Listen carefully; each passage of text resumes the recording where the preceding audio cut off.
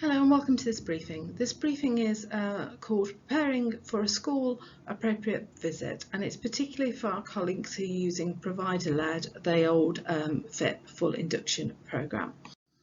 The session is particularly for leaders, and it's for those who've either requested an appropriate body visit or we have appropriate body visit scheduled in for you, or for those who are considering requesting an appropriate body visit, so that you know what to expect, you know the types of activities that we're going to be looking for on the appropriate body visit. As always, there's two particular documents that's really useful for you. We'd always recommend that you get these directly from the DFE website, so they've got all the updates in, and they are the induction for early career teachers and the appropriate body guidance. And when we're looking at school visits, the appropriate body guidance has particularly got the information that we need to. So in the appropriate body guidance, it does say that the appropriate body needs to be assured of the quality of induction, and to discharge that statutory duty, one of the things that are expected to do is to visit ECTs and visit schools and have a chat and look at what the quality of the induction is like in different settings. We've also made sure that's contained with the Spencer Appropriate Body Services SLA, so you'll see in there it does say that we may want to come and visit the early career teachers. The statutory guidance also asks us to nominate a percentage of schools that we will visit annually, and we'll visit 10%, but we might visit additional schools at the request of the school.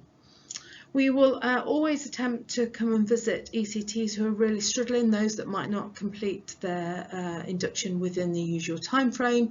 We'll often want to come and visit ECTs should you want to offer a reduced induction period. So it's really important that we come and see them teach and see the quality of the induction that's happening there. So the rest of this briefing goes through what a typical appropriate body visit might look like. But of course, with everything, we're working in collaboration with you. So it might be there's particular things or additional things that you would like us to see when we come out to you. So prior to the visit, we'll speak with the induction tutor and we'll provide some sample questions that we'll ask, and we'll ask for a few questions to be returned to us prior to the visit. That initial telephone call allows us to understand any context issues or any particular things that you'd really like us to look at, and then we'll agree a timetable between us of what that visit will look like. And a visit will be somewhere between half a day to a day, depending on how many ECTs that you've got within your establishment and how many we're going to observe teaching. So down to the actual visit itself, it's likely that we'll turn up, and the first thing that we'll do is we'll have a meeting with the induction tutor, and that may or may not include the head teacher within that first meeting, and that will give a brief overview of what the induction looks like within your setting.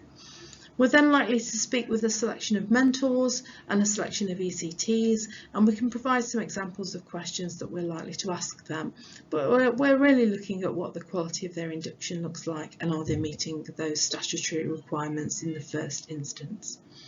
We'd like to observe ECTs within a lesson, and we would invite mentors to be part of that, and in fact we'd like to observe the mentor feedback to the ECT afterwards and see what that looks like. What does it look like typically for the ECT?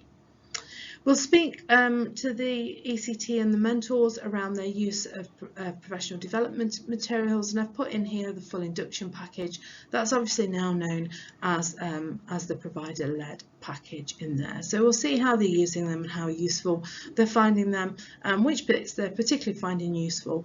And this allows us to feedback to our wider audience around what's working really well with some of the induction materials. We'd also like to sample any other professional development plans that you have for early career teachers, so that might be getting to know your school wider. It might, for example, have included things like speaking with pastoral leads, but we'd like to know what the full package looks like for those early career teachers. We'd also, if the ECT has had additional support, we'd like to talk with them and sample some of the support that's been in place for them. So after the visit, we'll draft a report and send that to the induction tutor and or head teacher, and that will be agreed together with us before the final report sent to the school for them to have and share with their governing body. The report will contain lots around statutory requirements and are they being met, and it will contain what's going really well in schools, and it may have some recommendations that we would suggest needs to be in place. And sometimes when there's recommendations, it might be that we'll set a time to come back and see are those recommendations now something that's been embedded within the induction programme. And then we'll also send a post-visit questionnaire, which is really important for us to keep improving our provision, asking what we found really useful and then what changes you think would be useful as well, so we can feed that back into that continuous improvement model. And then finally, you'll find more information on our website, which is the top link on there. And then, as always, our email address, which is ab@spencerteachingschoolhub.com, should you have any more information.